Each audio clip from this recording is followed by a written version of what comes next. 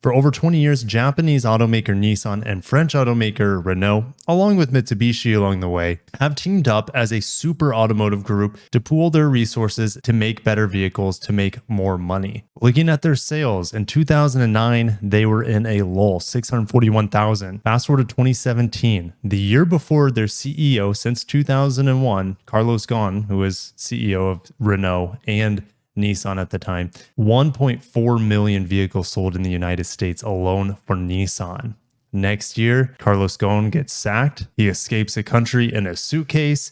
And after that, they've never recovered. In 2019, it went down again. 2020, the pandemic year, awful for Nissan. They were hit one of the worst during the pandemic. They had a slight recovery in 2021, and they are finally profitable in the last year or two for the first time in ages, it seems like. But when we head over to the Nissan newsroom, third quarter sales for US 2022, 538,000.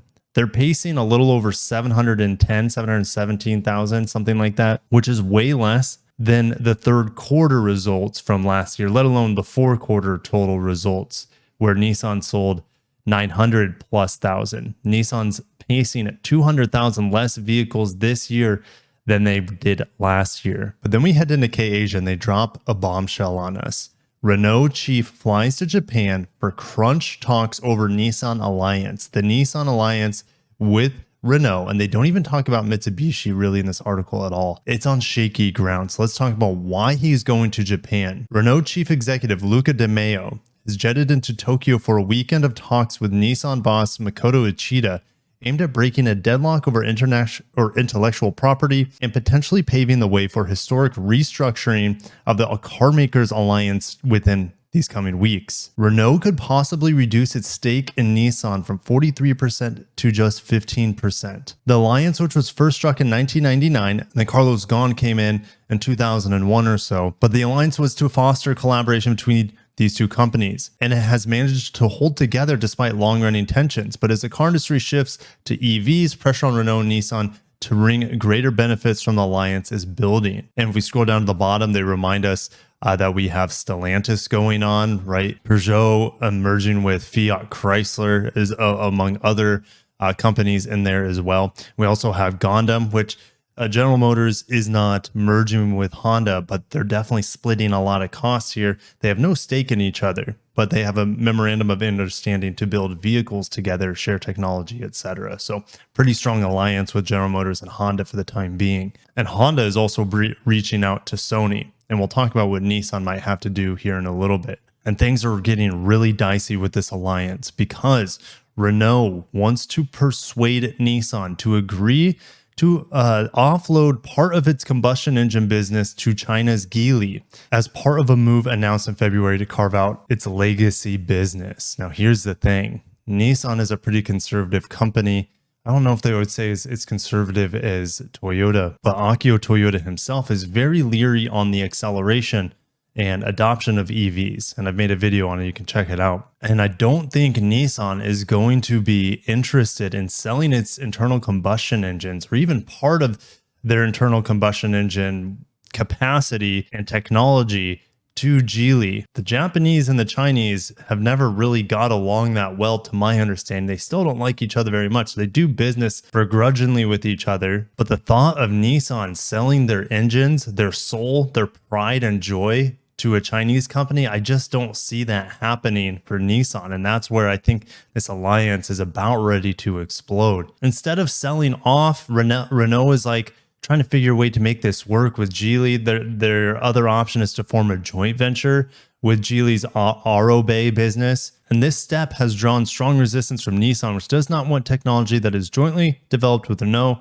over many years shared with a Chinese company. And De Meo wanted a deal with Geely finalized before the French carmaker's Capital Markets Day in earlier November. And during the talks, De Meo also is pushing Nissan to invest in a new electric vehicle and software unit that the French automaker said in April is intended to list. So a list on the stock market. I just don't see Nissan doing that. That seems way too aggressive. Renault executives have argued that the alliance with Nissan would live or die on its ability to forge ahead with joint production plans, opening the door to potential changes in the ownership structure. Now, did you know that the French state the country of France owns 15% of Renault. Therefore, it owns also a large stake of Nissan. So what do you think Nissan needs to do? If they leave, that almost puts them back to square one because things are so expensive. They don't have a lot of money in their pockets right now to burn through. They've pulled away from other companies in the past, like Mercedes, for example, Daimler, for example, and it served them well, I would say. But this is just, I don't know. I don't know where Nissan's going to go from here. I think they're better off without Renault, but at this point, they essentially need them. Mitsubishi as well. I mean, Mitsubishi is not even mentioned in this. And that, I think that says a lot on they are completely at the mercy of Renault and to a lesser extent, Nissan. But if Nissan decides to break away, how can they do that when they're essentially owned and controlled by Renault? They're really not in the position to break away. But if they drag their feet kicking and screaming, Renault might just want to get rid of them. But that's not good for Renault either because now they can't split the cost. So, man, it's an awful situation for both of these companies because their philosophies seem to be very, very different here when it comes to selling off their intellectual properties to Chinese companies and the acceleration towards electrification, and their electrification vision is quite different as well, it seems like. So I'll see you guys down below what you think Nissan needs to do or should do. Do you think they should start working with like Nintendo? Who should they start working with? I mean, Sony and Honda are working with each other. Nissan can't work with like Panasonic because they're already working with Toyota and Tesla. Nissan and Mitsubishi, I guess maybe Isuzu. I just don't know. Let me know what you guys think.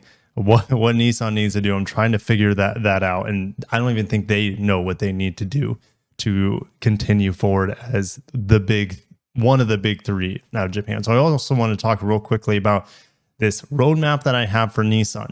This year's been a decent year for them, at least with new cars. Two refreshes here, Altima and Versa got refreshes. We have the all new Aria. Came out in Japan. It's out in Japan right now. It should be out front wheel drive version by the end of this year here in the United States. All wheel drive, or that E-Force, I think is what they coined their all wheel drive electric drivetrain.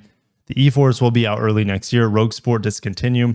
I'm hearing that Mitsubishi will have the Qashqai in its lineup as the new Outlander Sport. I think that tracks. In 2023, Sentra refresh. Maxima gets canceled. I know nothing else what's going on in 2023. So it's going to be a slow year for them. So it's not looking good for the next year or so for Nissan in terms of like driving a lot of excitement for the brand. But in 2024 and beyond, things are going to look a little bit brighter for them in theory. We have a redesigned Kicks coming, a redesigned Murano. We'll have a refreshed Rogue at that point, a brand new Armada. I saw an Armada today at Trader Joe's, blacked out V-Motion grille. Thing looked sick. Love the Armada. It's great. It's probably my favorite Nissan, to be honest. The GTR, we don't know what's going to go on with it. Probably maybe mild hybrid or hybridizing the twin turbo V6. It's hard to say what they're going to do with the GTR, but we should be getting some sort of modification refresh in 2024 for the iconic Godzilla. Z Nismo will come out probably in 2024 as well. Maybe try to get 500 horsepower out of that 3-liter. That'd be pretty cool. Nissan Titan, rest in peace. We'll miss you, homie. You know, it's a good pickup truck, but just can't compete. And the writing was on the wall. What was it, last year or 2 years ago when the Titan was canceled in Canada? And the Canadian dealers have nothing to do with their heavy equipment at their dealerships to service the Titan or the NV series of vans, which they've discontinued as well. 2025, refresh on the Frontier, refresh on the Pathfinder. We get that new EV sedan. We don't know what it'll be called. Could be called a Skyline for all we know.